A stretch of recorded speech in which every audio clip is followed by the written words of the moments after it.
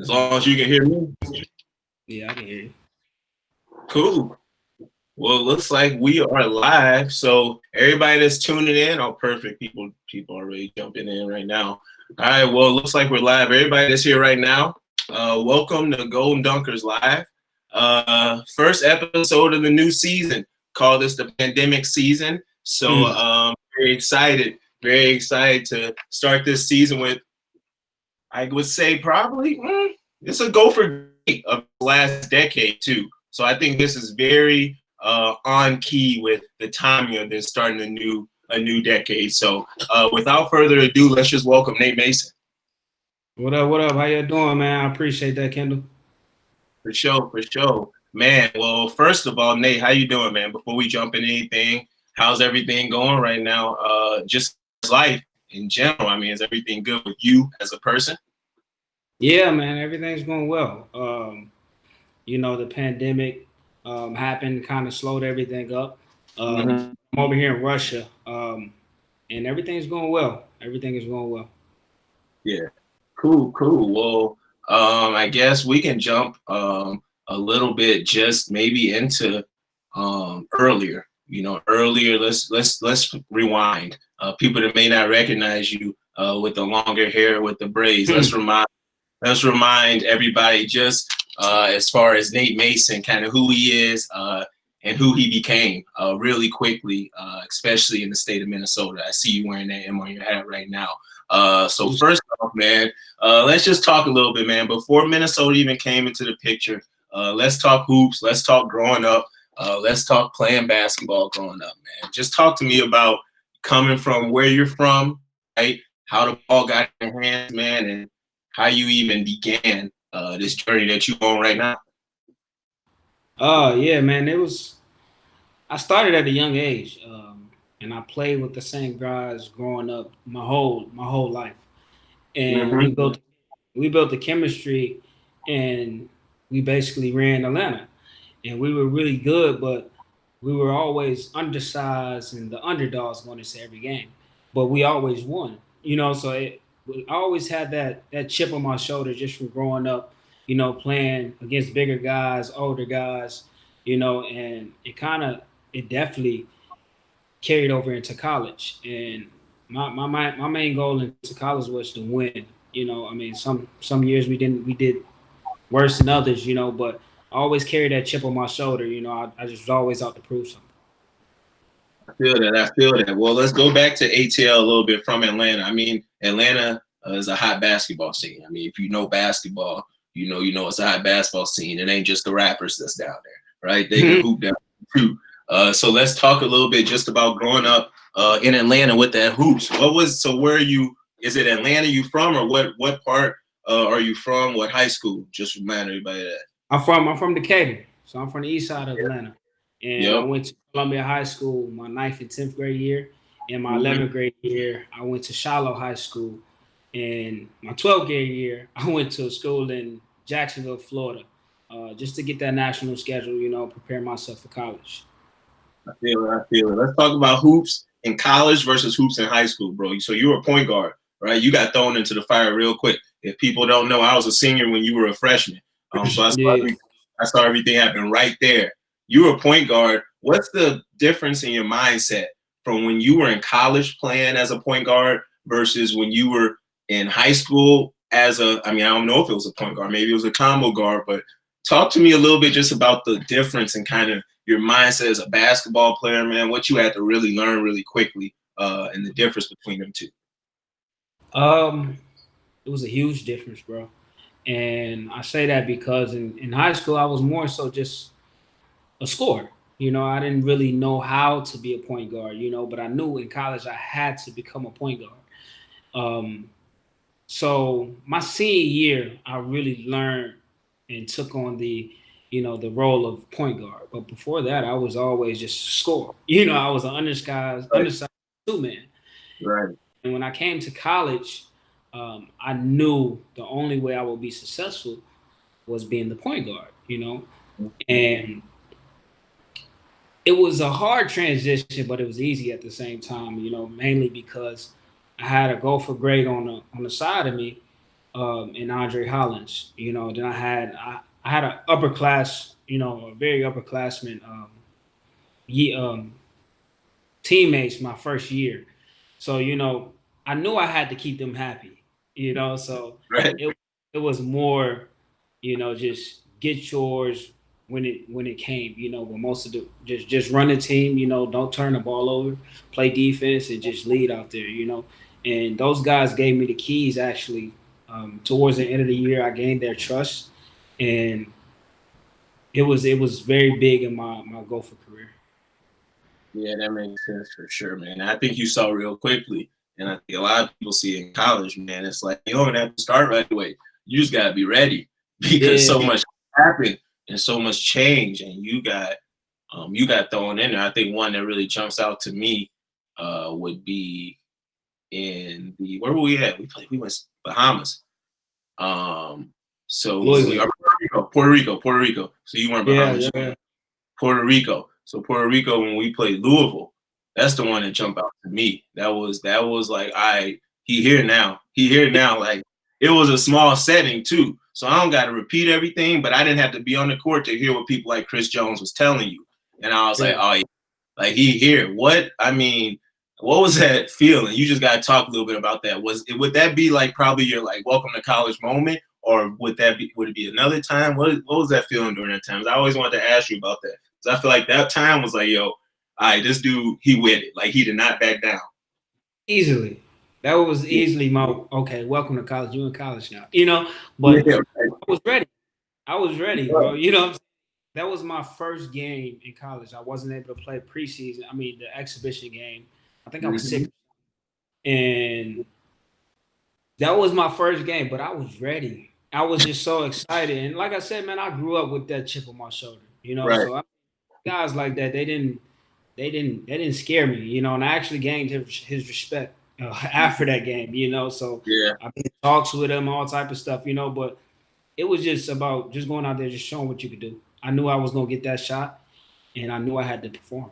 I performed. Nah, you definitely did. You definitely did. And Gopher fans don't remember. And you can find some video. It was the first Patino versus Patino matchup in Puerto Rico, Louisville versus Minnesota. I mean, it was a very highly viewed uh, and highly covered matchup. You ain't have no exhibition game under your belt. We only had one exhibition game that year. Dre Hollins got in foul trouble early, and we was pressing the same way Louisville presses. So it's like Chris Jones going against something you face every single day, and you was in there. Yeah, It was definitely something. And also, it was like 130 degrees. The court was sweaty. Everybody was falling. Eddie, it was crazy. It was It was all definitely. bad. It was a tough time. But before we jump back into kind of Gopher playing days, man, talk a little bit about getting recruited. Like how that process happened. That's what a lot of Gopher fans love to really hear. Going back, what was that process? Who were the main coaches reaching out? You were technically the first Patino class, Yeah. recruited I class. was, Yeah. yeah. I mean, because he came with. Yeah. You were the first real class, I would call it. So I mean, talk to me about just kind of getting recruited during that time. Who came to you? Where was it at? Circuits? What were you playing on? Things like that. Yeah. I wasn't a big recruit. Yeah. Um, Yeah, I think I was maybe 3 star. I didn't really have a hype. Like I said, I always carried a chip on my shoulder How for tall young. were you senior year? Huh? How tall were you senior year? You said were you Maybe, shorter? yeah, maybe 5'11", 6 foot. Yeah. I think maybe 2 inches. Um, but in high school, my offers started coming my 11th grade year, Mm-hmm. and with Minnesota, I think I received the offer after we played the Minnesota EYBL circuit down there actually at Oh, the okay. and I don't know. I fell in love with Kamani and Coach. Um, they were very persistent, and they didn't tell me no lies. They came, sat down in my house multiple times, um, and I kind of built a relationship with both of those guys. But Kamani was a very main culprit, Yeah. and so I was able to build a relationship with him. More off the court. Talking more about academics and stuff like that. So um, I just felt very comfortable with Kamani and Coach Patino as well.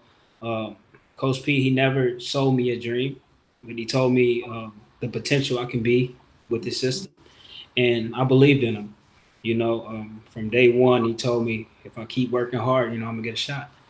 And like I said at the beginning, I think it was at the end of the year of my freshman year, I felt like he gave me the keys to the program, and he trusted me. And ever since then, I just got better, got better, and I kind of grew on him. Definitely grew. For sure. I mean, I would say you're definitely being one of the first recruiting classes. You're definitely one of those first. The original finished product, I would say, under Richard Pitino. I would say he would probably say the same thing, which is probably dope to say of any coach, especially somebody Yeah. like Coach Pito. But that's cool to say. And I know growing up on the circuit, you were with Team CP3, correct? Correct. Correct. Yeah, so Team CP3, man, so the EYBL, if anybody listening don't know, the EYBL Nike circuit is one of the 3 sponsored main shoe circuits, and a lot of the teams are main teams across the different regions.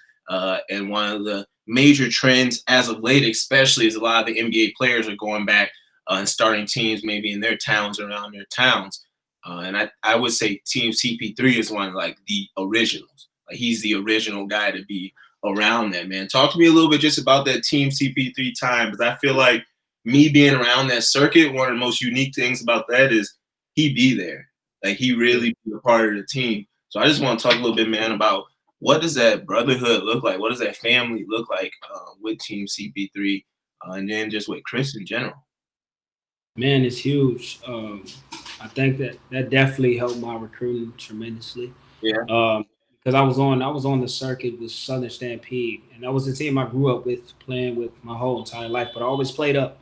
So when my guys, my friends left, I was the only one that had one more year, and we had a team, but they had their chemistry, their bond, just like how we were from ground zero. But they were out of Macon.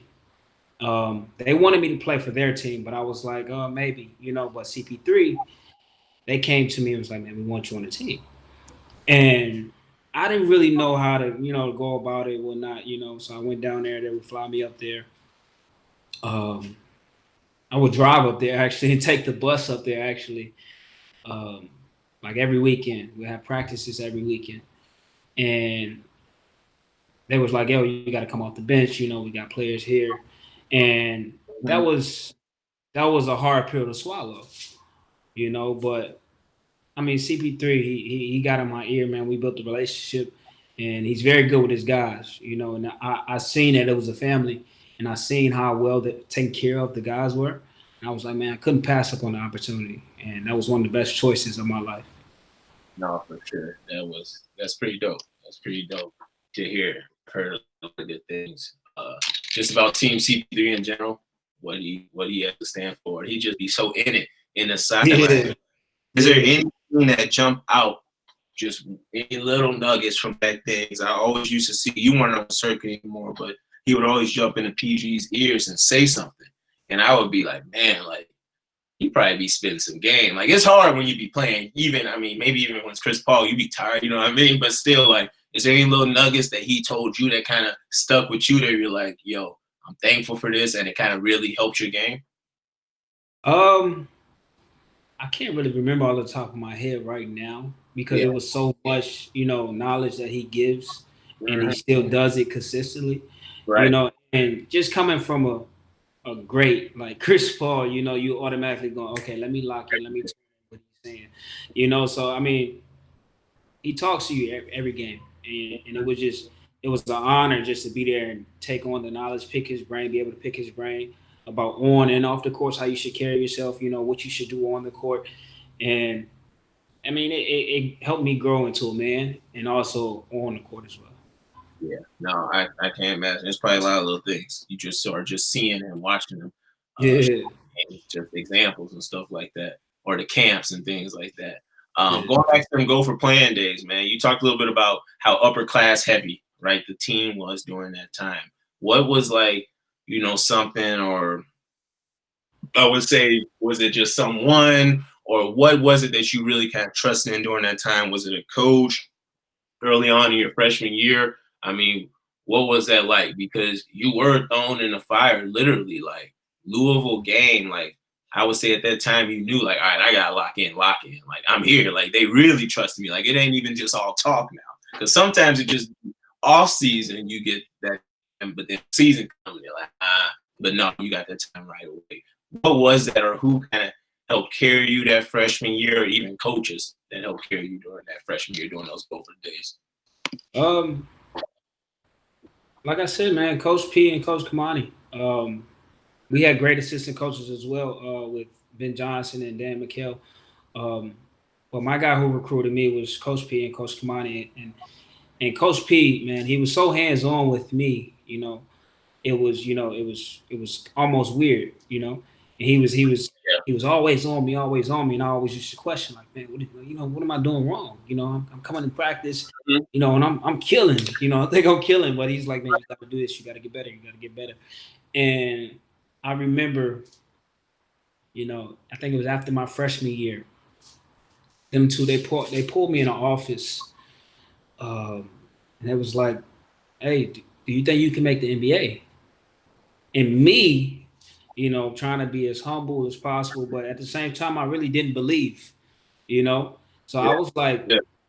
I told them straight up, I said no, and they said what, and I said no. They said why not? I said I don't think I'm good enough. Maybe I'll be a good, you know, college player or whatnot, but I don't think I'm good enough. They said, man, you're more than good enough. You're way more than good enough. There's certain things you have to improve on, but you can do it. And that just gave me the confidence right there. It was like, I can do it. Once they gave me that Yeah. confidence, man, I was in the gym consistently. I couldn't get out the gym. They couldn't keep me out the gym. And that's why I really elevated my game. I was able to elevate my game when I stuck in the gym, when they gave me that belief. No, that's huge. I think that's a testament to how important one your own self thoughts is, but then really coaches and like Yeah. others around you, like how they can really empower some, or sometimes if you don't get that right guidance, then everything it doesn't come right, and it's like it's that confidence they gave you. Work ethic is tied directly to it, which is Exactly. huge. So that's dope. What I guess you really got that confidence. I mean, you obviously went off freshman year and all those next few years. But during that time, I mean, the point guard and big that you play against some guys. You play against some dudes, right? Um, who was the toughest matchup you would say that you had during your time, or don't even have to be one person, maybe one or two, but who was the toughest Big Ten matchup you had during Like your college? like my matchup or somebody that was I'm gonna say first your matchup and then somebody on the team. my matchup. I tell everybody this all the time, easily Yogi Ferrell. And I say and I say Yogi Ferrell, man, because he was like the first guy that go past you but not shoot, just keep the ball dribbling. And it was so hard to guard because he was so strong and so quick and he could shoot. So Yogi Ferrell was definitely the toughest of my matchup. Um I say, some guys that I got switched on, it was like, oh man, he tough. Like what I'm gonna do. It was one guy, he gamed me on senior night, and I felt so bad. It was DJ Newbill, but he was Uh, really I still feel bad about that, bro. That's my bad, man. But he gamed me on senior night. So bro, he that was was yeah. I ain't even gonna lie. You can't say nothing about it. I got a lot of times. Like I got a lot of times when people got gained in my life, and I can say everything they did wrong. You ain't do nothing wrong.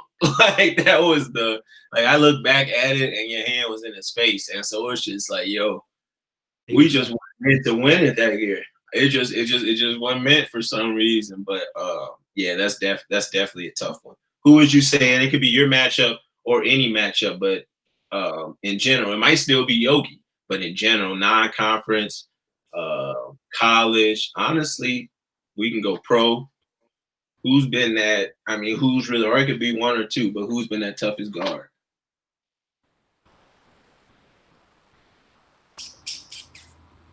I don't know. I don't really, not too many people really kill me like that, man. But I feel Terry it. Rose, Terry Rozier was, oh my God, he was crazy. He killed us. He Terry was Rozier, tough early. Terry Rozier was tough. Yeah, he was tough, and His I mid-range. love. I always would be a fan of Melo Trimble. Melo Trimble is really good. Yeah. Yeah, he was solid. He was definitely solid. He was definitely solid. Maryland was a big game for you. I know. I remember. But It was, yeah, no, that's tough. I remember. I would say with that Yogi comment, man. I think it's a few people. I think me and Dre Hollins have had that combo, and that's when Yogi was like a freshman. Like Yogi was just different, and it's not a lot of guards that's that quick and that strong. yeah, Like he was nice. it didn't even make sense, and he didn't even have to really move you or push you off. Uh, Yeah. for it to happen. Who was the toughest matchup, just team wise in general, in college across the time? I know for us, it's hard, but I would say Michigan State for me personally in my 4 years. Yeah, they would have hit honchos when I was there too. So I kind of, no, yeah, Michigan State. No, I take that back. Purdue. You Mm, know, mainly because the they big one had horses down low, bro, and it was tough. It was tough with them, was Hot your year. huh? Was the big man your year? Oh yeah, I think they were there both years. Well, Yeah. yeah. He was a fresh. He was my same class, my Yeah, class. I thought so. Yeah, so yeah, we had him for 1 year. So like, yeah, bro, I believe that you had to deal with him for 4. I remember I was like, yo, because it's like, how do they keep getting these big dudes? Because they had Bro, AJ with me, so it yeah, was yeah. They always had some big guys like that, didn't they? yeah. I feel like Painter, I don't know, he need to get a little more credit for either the coach, the recruiting of bigs, or just the grooming of them. Like he Yeah, modern in Georgetown, like, he got some bigs over there. He got some yeah. bigs. I would say, would you say that's the toughest places to play as well, No, arena wise with fans? Who was that? Michigan State. I obviously love playing at Purdue. The games there. Yeah, no offense to Purdue, but I think I love playing there. You was, hey, that was probably your quickest answer. Was Purdue tough to play at? No. Uh, but no, I think Michigan State, I can agree on that too. I would say both. I would say personnel wise for my first one, but yeah, that Michigan State, like people don't like back when fans was there, which is crazy to say right now. Yeah, But back when fans was there, bro, like in warm ups, like they whole joint was there, just yeah. surrounded. It was crazy, bro. It was Now I crazy. look back, bro, college was the best time, of my life, bro. It was crazy. Yeah, Over here is overseas is kind of like that, bro. yeah, The fans are kind of trickling back in. At first I think it was like 40% that could come. mhm, Now it's getting. I don't know how many people was at the game last time, but right. it's a lot of people coming to the game, and they're very involved with chants and everything like that over here. So it's very interesting and fun over here. No, that's what's up, man.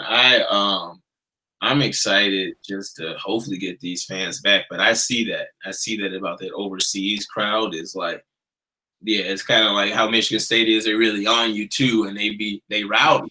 I mean, just in general, like I feel like how that's how that is when it comes to like soccer and those sports. Like you just know Yeah, how the fans are. Anyway, you see that a lot more portrayed. But yeah, we'll get a little bit more into the overseas time. But just real quick, man, I wanted to just finish out just kind of Minnesota time, man. So let's go back. Your thought process before coming to Minnesota, it was nothing but what Kamani and what Coach P was telling you about Minnesota. After playing in Minnesota, after being in Minnesota, talk a little bit about just the support, right? Like the Minnesota basketball support, the state support, the Gopher community support, like from even what you hear from other players from other colleges and what like, what was the support like? I mean, are you appreciative of kind of what you got from it, or what was it? yeah, definitely appreciative. They were very supportive, all the way from the fans to the coaching staff. Mhm. So I appreciate that a whole lot. Just going through my whole injury process. Just rehab, recovering. They was very supportive of that, and I can't thank them enough. No, yeah. And that's huge. I think you were definitely I feel like with Minnesota, like when you show that you really care and you really will put a lot on the line, that's when you gain the respect Yeah, of for your sure. fans. You know what I mean? Like they just want to see that you really are bought in and you care. You kind of wear that in proudly. Yeah. I think that's a huge thing for sure, and especially obviously the community, but then just the Gophers in general, man. But I wanted to touch a little bit on this too, and you just brought it up, and we wanted to go too deep into it, man. But talk to me a little just about that injury process, man. Just about going through injury, just fighting through it, um, the mental strain it takes. Just talk a little bit about that because I feel like there's not enough talked about that and like how guys really go through stuff at the college level, how that really affects them, their playing, and everything in that process. Just talk to me just a little bit, about the where your head's at during that time, pressures, just how's that feel? Yeah, for sure. It was tough. I'm gonna just start off with that. It was very tough, you know. And before I did the interview, I knew the question was gonna come, so I kind of don't want to harp on it too much because I'm big on, I don't want nobody to feel bad for me, you know. Um, but it was tough, you know. I went through a depression stage, whatnot. So it was very tough. You know, you got to be strong. You got to have, I was able to figure a lot of stuff out during that time, and I'm kind of glad it happened, because I was here, and when it happened, I fell all the way here, and I had to find a way to, get back. I had to find a way to get that motivation back, because it was thoughts in my head, oh man, give up. You don't really want to do this. You know what I'm saying? So it Right, right, was tough.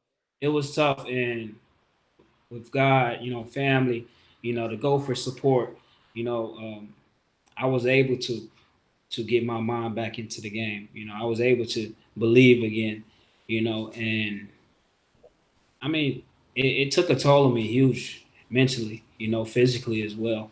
I think I gained about maybe 30 pounds. I gained about 30 pounds. Um, and it was tough, man. It was tough. I was actually doing my rehab in Minnesota then, and I didn't want to be nowhere near campus, anywhere. It was just, okay, let me figure out a way how to do this on my own, let me get back right, let me shake back. And I want to say it was January when I was cleared to play. I went to the G League and I played 7 or 8 games to finish off yeah, the season. And I played okay. That was after being out for a year.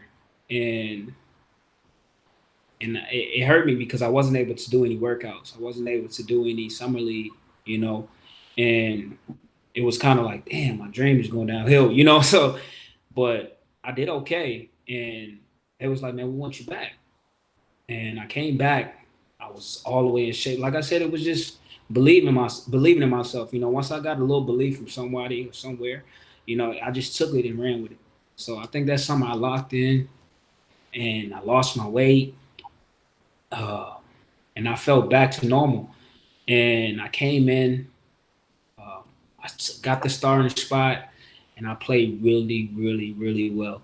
And the only reason why I left the G League is because there was a deal on the table that I couldn't pass up on in Israel. And so I go over there, and the season is cut short due to Corona. So this year I was like, man, let me go overseas, and I'm in a great situation here, and it is what it is, man. I mean, I'm blessed, and I'm happy I went through everything I went through, and but athletes definitely go through a lot of mental stress, mental illnesses, and luckily I was one of those who came out on top of it. no, man, that's inspiring, and dudes that know your story and know how high you were, and then hearing that and their vulnerability, man, they gotta hear that. A lot more younger dudes gotta hear that, especially now, because they really put Yeah, on. Like you was like the beginning of this social media era, but they really in it now, which is crazy. But like you yeah, said, man, I'm a huge I'm huge on the importance of putting just as many resources into your physical and your athletic health as your mental health for athletes. And I feel like coaches, everybody need to look at it that way, right? Like when you got injured, I know that they were quick to figure out Twin Cities Orthopedics or whoever it may be to figure out your physical health and get those appointments booked. But I know it wasn't that same speed that they went to call that psychiatrist or call that sports psychologist. You feel me? And I feel like that's just super important. And people don't understand that. And now it's getting worse and worse. Like guys go through it. Luckily, you got a lot of good family support and you got a strong faith background that you probably didn't even realize until you actually had to go through it. But a lot of Exactly. people don't have that and they don't got that opportunity. And so that's where it's tough. And we just got to figure out how to keep looking out for dudes and sharing stories like that, man, because it's big. And yeah, I don't want to harp on that, but and I'll say it might be maybe the family thing, but what was the biggest thing that made you regain that confidence back? Like was there something like because you were obviously feeling it before that, but a lot of guys go through this injury stage. Maybe it's injury, maybe it's just the fact that they can't even hoop no more. Like they was in high school and they can't go to college, or they was in college and they can't go to the NBA. And it's like, dang, basketball was my identity. Like, how'd you figure out kind of like, yo, I'm still that dude, right? You know what I mean? Like, what made you realize that? Man, my family and my faith, obviously, they were the two main culprits. Mm-hmm. Um, but I also say, at that time when I was depressed, I dealt with it differently. I mean, I think people should get help. I think it's you definitely should get help. You definitely should talk to someone. Um, and I did. I was able to talk to someone. I was able to get my thoughts out. Clear my head, all type of stuff. And it helped me. But I just started looking at life differently. I just started getting people that was unnecessary out of my. I started to get more in my faith, all type of stuff. And one main thing was just stay off of Instagram, stay off a lot of social media, as well. Just focus on your goal. And a lot of people say, the social media isn't a distraction, only if you let it be a distraction. It is. It's definitely a distraction. What was that? It's definitely, yeah, no matter if you like it or not, it's a distraction. Yeah, yeah, So that was one of my main things. That was one of the things I really harped on, and I did this in college, and I think it was like 30 days before this every season. I always got off of Instagram, Snapchat, Twitter. I always went blank, just locked in on my goal. And now it's like I do it at least 4 or 5 times a year. You know what I'm saying? So it's like, and I'm barely on it. I'm barely, you know what I'm saying? So it helped me out so much, just being able to connect with my faith and my family more than Instagram and looking, what I'm saying, just looking at different right. stuff like that. And I'm grateful for it, man. I just look at life completely different now. You know what I'm saying? And I knew that I didn't really give my dream an actual shot because of circumstances. And I was like, I wouldn't be able to live with myself if I didn't give it a shot. You know what I'm saying? So I was like, man, let me go all in with it. And I'm still going all in with it. Once I get my shot, I'll be prepared. It's all about patience. I don't want to really rush anything. I don't really want to talk anything up. It's about patience, and I'm ready for it. Yeah. No, that man, that's real. That's real. And that social media, like I talked about, you were kind of at the beginning. I feel like that really, social media really took a turn. Following's going up, everything when you're getting recruited. Now it's crazy though. And I was harping on something the other day. An ESPN announcer was talking about stats before a game, and then the stat they put up for the high school dude, number 3 recruit, is how many social media followers he had. I was Saying like, that.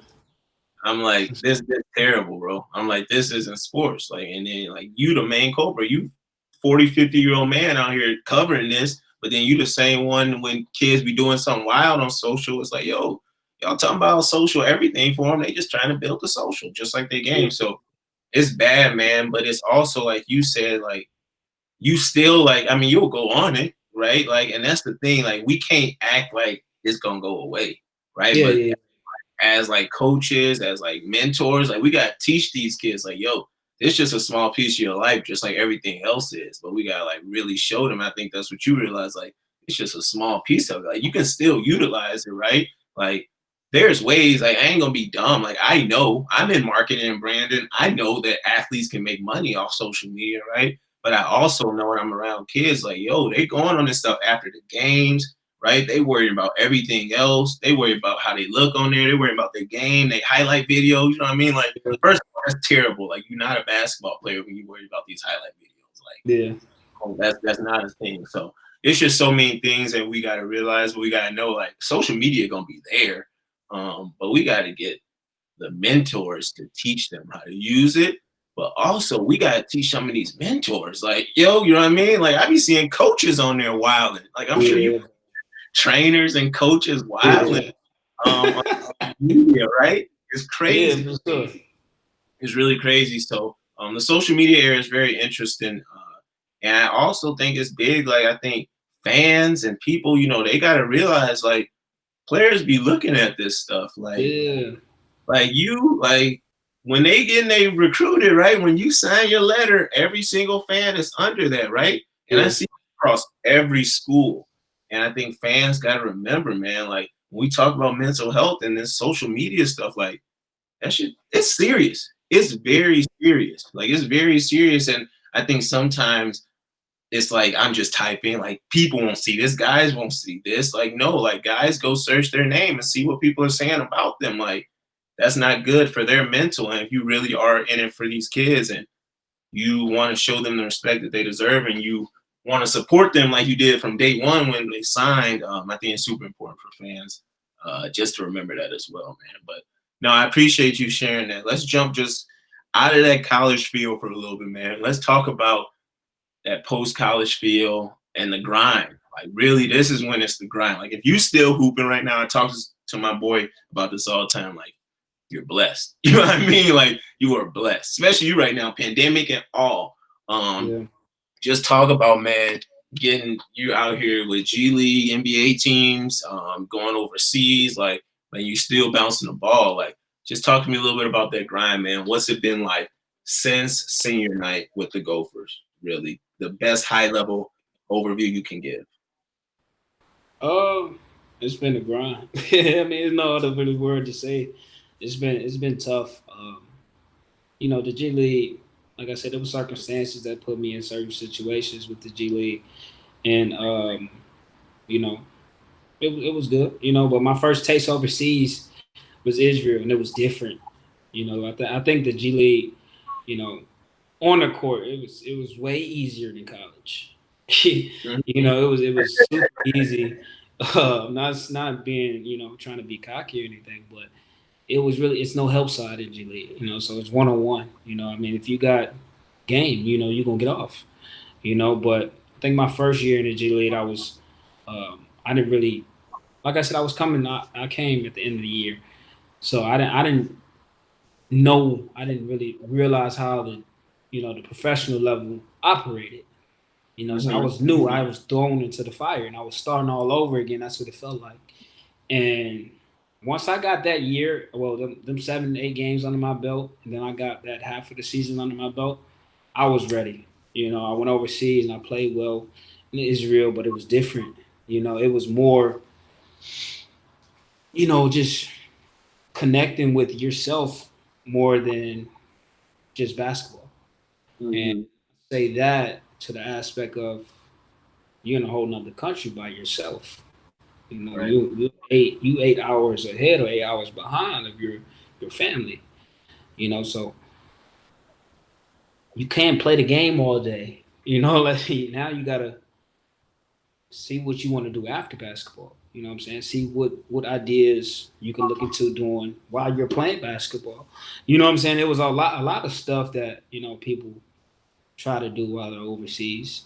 And when I came over here, man, it was just I had that experience in Israel, and I just kept it going. It's a lot of things, ideas, that I really haven't acted upon yet. But just having this time, just over here, just thinking, being by yourself a lot, it helps you out mentally. Just making yourself be happy. It was definitely great for me. Yeah. Oh man, and I feel like the overarching theme for all the overseas guys I hear is just that. Like, you really just figure yourself out, and Yeah. it's that sound like you. It's you. It's a journey. It's a marathon, right? Like, it's a marathon. I mean, you see back there, Nipsey says it's a marathon, and for you, like, I think you're on the upward trajectory. I think some guys they take some negative turns overseas too, Yeah. unfortunately, and it's tough. And then they just give up in general. Like, there's no, like we talked about earlier, when your mental's messed up, it's directly tied to your work ethic. You're tired of working. You're tired of working at something. You just don't care. The purpose is gone. But what's like the toughest thing, just in general, about overseas? Is it the barbershops and no haircuts? Is it not being around people? Is it half the places got no ranch dressing? Because that'd be bad for me. Like, what is it? Oh, it's a lot. But it definitely it's easily got to be, just being not being able to be around your family. Yeah. Right now, especially during this time, bro. Like, I felt myself just going back into, just getting into my own head, and I'm trying to figure out what it was, and it's like, man, I'm not home for holidays. Mhm. Like, my family's enjoying us holidays and stuff like that. So uh, I planned on getting off Instagram either today or tomorrow, actually. But yeah, just not being able to be around your family and stuff for holidays and stuff like that. That's kind of tough. That's definitely tough. But besides that, bro, I mean, you got to embrace it. That was one thing I did learn in that short period over in Israel. If you're not open minded, you won't survive overseas. You know what I'm saying? So if Real. you go, yeah, if you go into it with the mindset like, man, I don't really want to be here. I'm just here for this. You ain't gonna survive. It's gonna affect the play. It's gonna affect your mental, and it's gonna be like, man, I need to get home. But if you go into it with an open mindset and you go into it with happiness, and as a part of your journey, just realizing that, just staying patient with everything you got going on, oh man, it's gonna be a blessing that you're not even gonna realize. Oh yeah, for sure. And I think it's hard for guys to realize when they're in it. You Yeah, know what I mean? It's hard. I think, and I think it's hard for like that for every level, like college wise. Like, I'm sure even looking back on that, like, you've been doing a lot of reflection. You're like, dang, like, I mean, sometimes you don't want stuff to happen, but I'm glad that happened. You know what I mean? Like, you didn't play as much as you want to, you didn't do as much as you wanted to, but you're glad that happened. And like, yeah, now you're actually finding that inner self kind of, I would say, mindfulness, right? You're finding that mindfulness over there right now in your present. Like, you're like, yeah. oh man, like, what I'm doing now though, like, you're thinking that long term, and like most of the time people think about it after. So it's dope that you're really finding that awakening, I would say, proactively, which is the biggest thing, so let's talk a little bit. I mean, that's one big, I guess, basketball piece you've been doing, but one of the big pieces that you've really been out there playing with, that people have been seeing a lot, is back with Team CP3, but in another way, and it's the TBT. And that's Yeah. something, when Gopher fans be seeing that TBT, man, they get hyped. It's like they get to see NateMason all over again. They get to relive it. So what's kind of been that process? One, even joining that. I mean, do you plan to still be around that team in the future? What does that look like? But also, what was that experience during that time? Definitely a new thing, but I think every hooper that's not in it has questions about it. Like, yo, what's really that process like? But I mean, for me, like I said, that was after my me coming back. So I played 8 games in a year. So it was no question that I was playing with CP3 that year. That was their first year in, and they called me, and I was like, yeah, of course. And I was able to showcase that I was healthy. I was ready to play. So it's a great showcase. And this year I was fully healthy, so I was able to showcase what I had going on. So it's a showcase, Well, man, and great. it's a great event. And once you get into it, man, you go all about winning. So hopefully, yeah. I mean, hopefully I'll be with Team CB3 next year. I heard Minnesota is getting an alumni team, but uh, Oh, I'm man. definitely Team Minnesota for sure.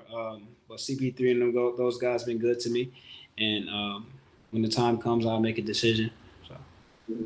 Nah, yeah, you gotta respect that. You know what I mean? That's where you from. It's just like Yeah, the roots, right? Like Miami couldn't get bad that Brian went back. You know what I mean? Like you want to get a chip with the hometown.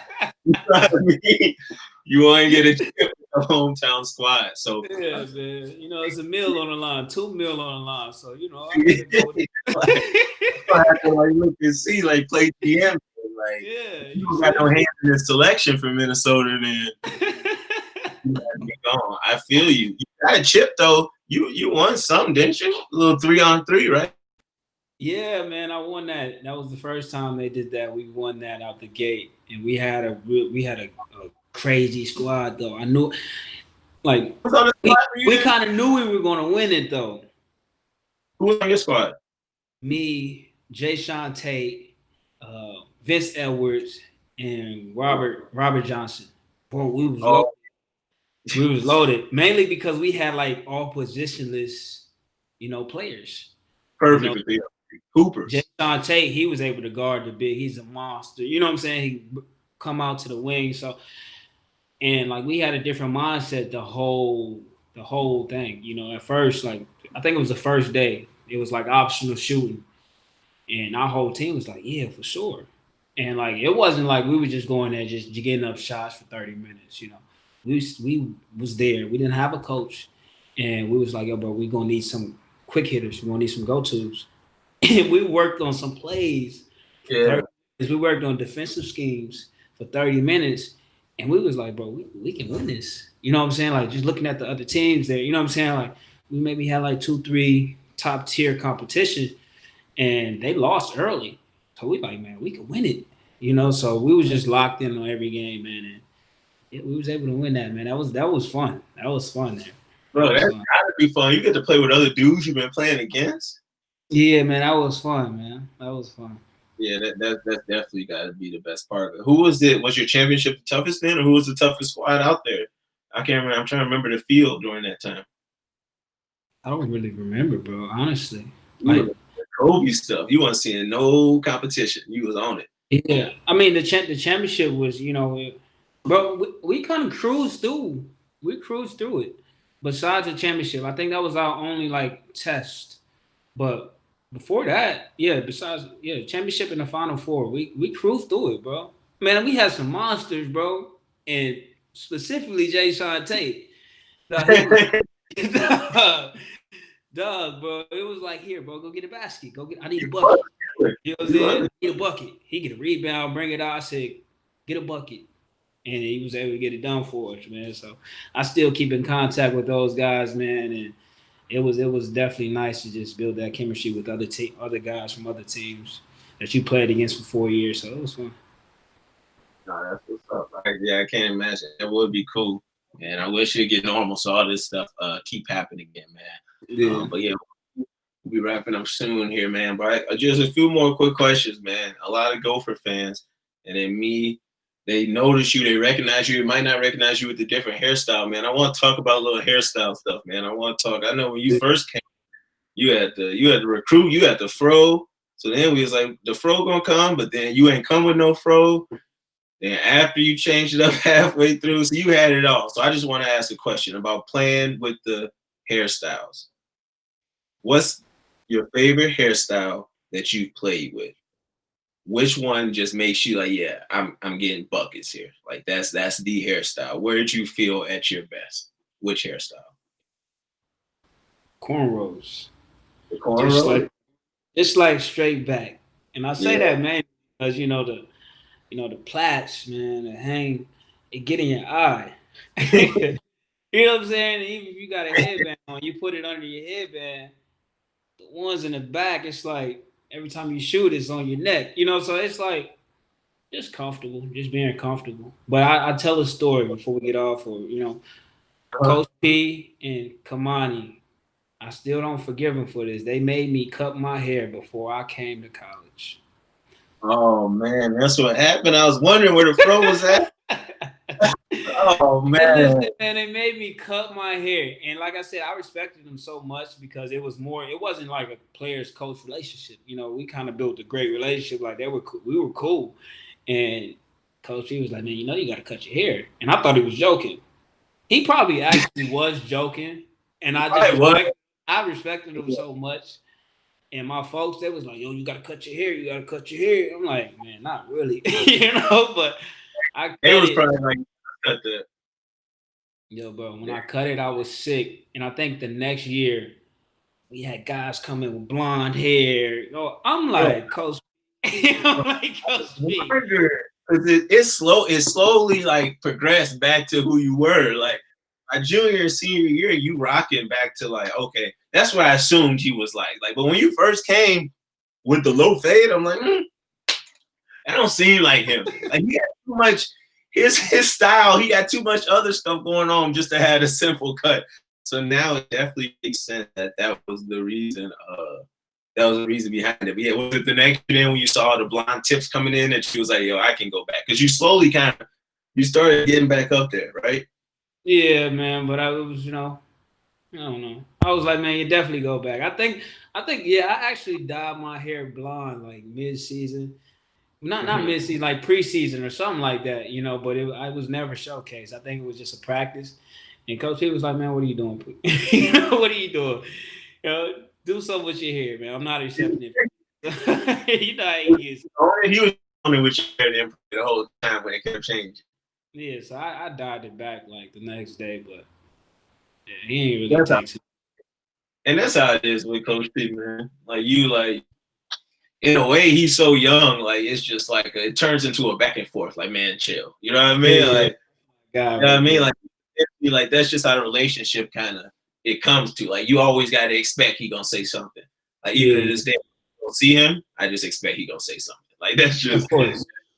that's just how it is, man. But about that, so last few ones here, I want to talk about just them playing days, man, because Gopher fans of this last decade, when they think about the great teams, like they think about the tourney teams, they think about a young Amir, and they think about your other counterpart that was early, and Jordan Murphy, and they think about what he was able to do, man. I want to just hear it from you. What was it like playing from just a human trampoline? Like, cause I'm watching. I'm just like, bro, this is just ridiculous. He just goes up and get everything. Come on, man. I'm a guard that likes to get out. I loved Yeah, it. yeah, I loved it. I right. mean, he held the paint down. He got every rebound, and it was lovely, bro. It was. I couldn't ask for no better power forward at the time. Jordan Murphy is a great. Go for great. I think he still holds records there. Man, I loved it. We were dominant too. Um, so And I don't want to. I ain't gonna turn you against nobody because I know, like, I'll be the first to say you was close to everybody, like that was with you, right? That you rocked with, and everybody respected you, from our class to obviously everybody that was your class and younger. But who was the closest, like, of your 4 years with the Gophers? And it could be two, maybe, but who was kind of your road dog that you would say you kind of grew closest to on the court, off the court, at a personal level? easily, Ahmad Gilbert and Dupree McBrayer. Okay, I can see that.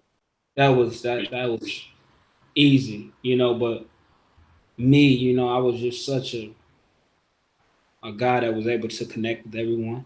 Everybody loved me. So I had relationships with everybody.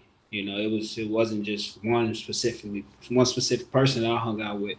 It was everybody had my respect. I respected everybody. Everybody respected me. So my time at Minnesota, I was able to get a lot of good friends. I can honestly say I don't have any bad blood with anybody, any teammates from my previous year. So that's a blessing.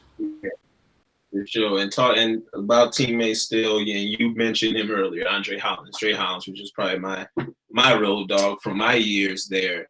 And that was probably the dopest thing for me to see was like his like obviously he had the keys, right? And I saw him do a lot and we was really close. And then you came in, I'm like, yo, this is okay.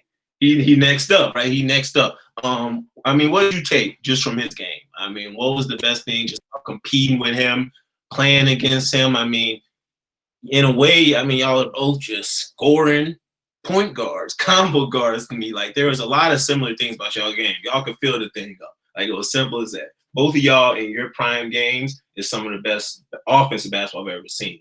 So what was that you really took from Dre? Just competing against him every day, or just learning from him? Man, Dre, you know, he always brought that smile with him. You know, Dre was the same person on and off the court every day. You know, he never switched up. You know, you knew what you was getting out of Dre on the court, and you knew what you was getting out of Dre off the court. And he carried himself like a true professional. You know, so coming into college, I didn't really know about, you know, being a professional. You know, I didn't really know how to really carry myself. I carried myself well, you know, but I had to learn from people, and he was a great role model to learn from. And you guys took me under your wing, man, and I was able to learn from you guys a lot, and I appreciate you guys to this day about it. And I tell one story about Dre Hollins. It was my first time I put on my practice jersey. We had an individual, and I think it was me and Dre Matthew on teams, and I think it was Dre Hollins and Carlos Morris on teams. It was 2-2. We was going to 7. And Dre Matthew like, who you want? Me. I said, I want Dre Hollins. I'm guarding Dre Hollins. You know, it's my first time. He the big man on campus. I gotta guard him. Dre Hollins scored 7 out of 7 buckets on me. He scored 7 out of 7 buckets on me. We didn't touch the ball not once. So Coach P, he said, next. I said, no, we running back. Dre Matthew, he's like, who you want? I said, I want Dre Hollins. Dre Hollins scored 6 out of 7 buckets on me the second game. So after that, man, it was like, okay, I got a lot of work to do. You know, he the top dog. You know, I got to work my way there. I got some work, you know, and my main thing was I got to get in the weight room. I got to put some weight on. I think I got him now. If you listen to it, I got you now, Jay. Yeah, y'all might have to run that matchup back. What was he doing? Well, I mean, what was it? I know you remember him. I know they was in. I mean, I know he got the jumper. What was he doing to you? Everything. It was like you were a kid still. Like, I'm gonna get my shot off. I'm gonna get what I want, and you're not gonna do it. Yeah, I was like, oh my God, I can't stop it. You know, and it messed me up so bad, man. I was so heated, and you know, guys let me have it in the locker room afterwards. But like I said, I ain't never back down, bro. Once I got that butt whooping under my belt, man, I was ready to come back the next day, and I probably did. Yeah. No, yeah, you definitely did. It was definitely some heated. It was some good times. Like those practices, probably my favorite practices of any of my time there was our senior year. Just when you came, because there was so many personalities. It was a lot of personalities. I'm just gonna say that. It was a lot of personalities. It was crazy. So you never knew what the topic of the combo was gonna be that day, like at practice, like. Someone was gonna go down, and that was like early days, like where, I mean, we had to press. Well, even before we could press, what we had to do was lose that weight. Yeah, you already know about that. You were Sean Brown. If you didn't know, man, and I owe a lot to Sean Brown. He made me realize I'm kind of just about health, the body, everything. He did, bro. Have you talked to him? I'm sorry to cut you off. Have you talked to Sean Brown? No, I haven't talked to Sean Brown recently. I need to talk to him soon, man, because whatever, say what you want to say, what he did for us as men, as athletes, and talking about our after athlete life, you know what I mean? Like, he was just blunt and real with you. And you see a lot of athlete dudes that, like, after they're done with sports, it's just, they're done. It's over. They barely walk 20 years later. And Sean Brown was real with us, and he let us know, and he had that NBA experience too, like, yo, like, this is the body fat these dudes have here. Like, you need to be down here. Like, when he first came, bro, every single person was overweight, and we had no idea. So, like, if we never had him in our life, that would have been crazy. But aside from that, man, with those practice days, we was pressing. We was in there. Like, everybody was at their best weight. Like I'm thinking back to our best times, like halfway through We the was season. good, man. We was Puerto good. Rico, right? Puerto Rico, bro. Like we was doing everything. Day had lost 20 pounds. We was just, Who? we were Day. Oh Daquan, he yeah, had yeah, lost. yeah, yeah. Remember, he lost all that weight.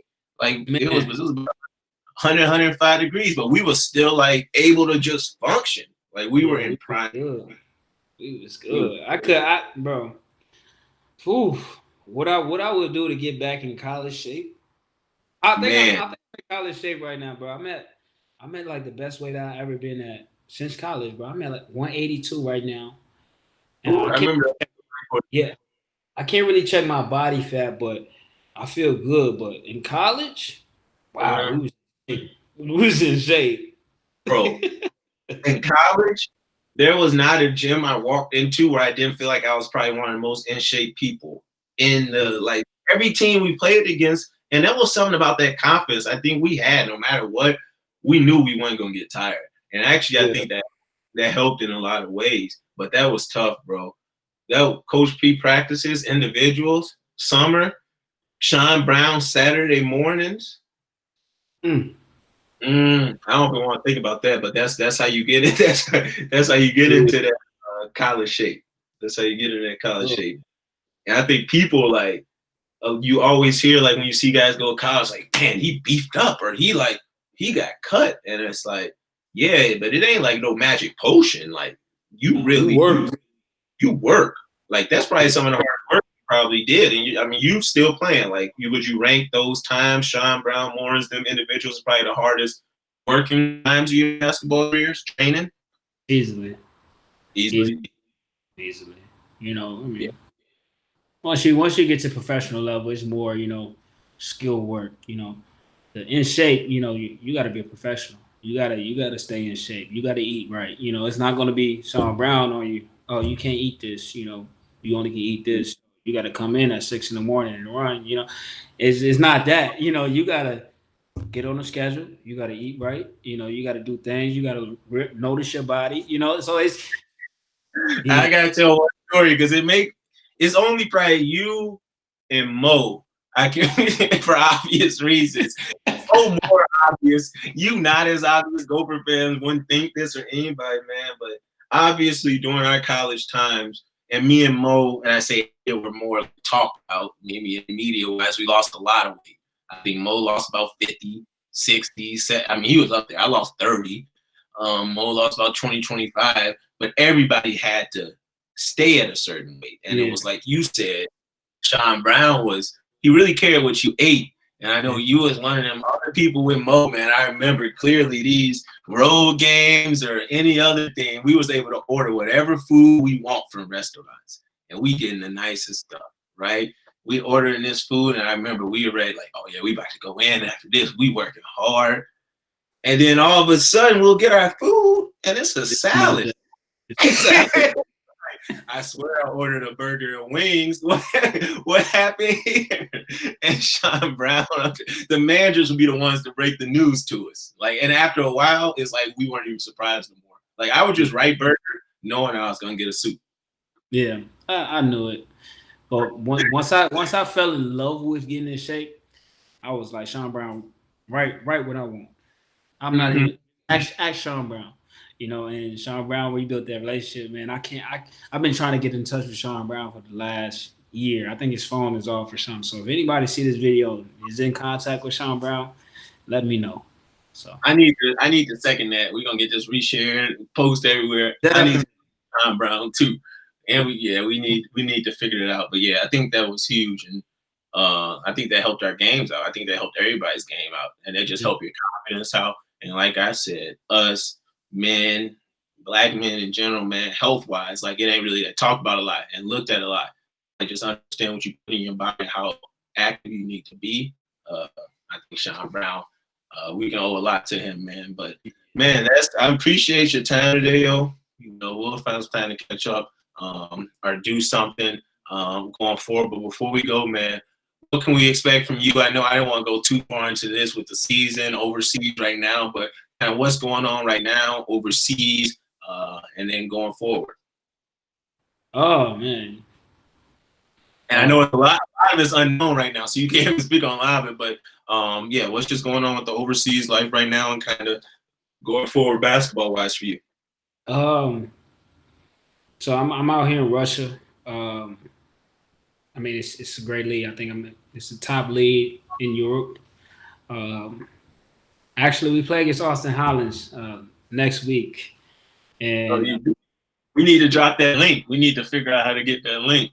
NateMason versus Austin Highlands. Because yeah, you never yeah, yeah. played with Austin, did you? Not yet. No, I didn't play with Austin. No, I haven't played against Austin. Oh, you Uh, did, yeah. but yeah, so I mean, it's a great league over here. I like it.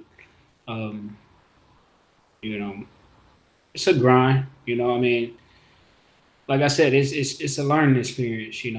So like, I definitely want to give the NBA a shot, an actual Mhm.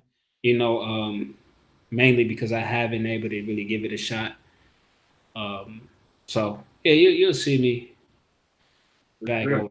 I don't really want to speak on too much, but it's a lot of stuff in motion. And Definitely.